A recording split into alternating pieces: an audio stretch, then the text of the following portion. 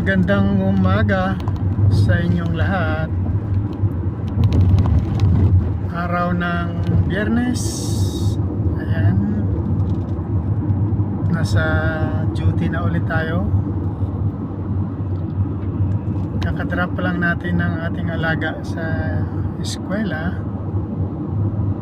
Ngayon, pabalik na tayo doon sa peak area. Naghihintay na naman yung amo na lalabas ulit. So, ito yung ating daily routine as OFW family driver. Buhay na laging nasa gitna ng kalye, laging nasa lansangan. Thanks God na araw-araw ay malakas tayo.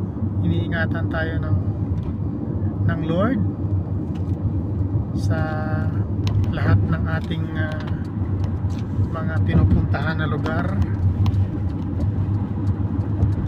Nandoon yung kanyang proteksyon, gabay at pag-iingat. Salamat sa kalakasan na patuloy na pinagkakaloob ng Panginoon sa akin. Ito ang buhay OFW, buhay abroad. Ayan.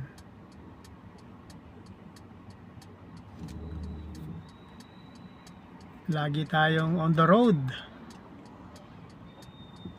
Lagi nating binabaybay ang mga kahabaan ng highway dito sa lugar ng Hong Kong.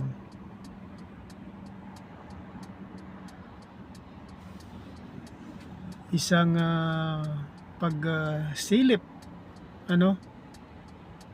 na makita ninyo kung ano ang buhay ng isang OFW bilang isang family driver. Good morning sa inyong lahat. Isang mapagpalang araw ng Biyernes. God bless everyone.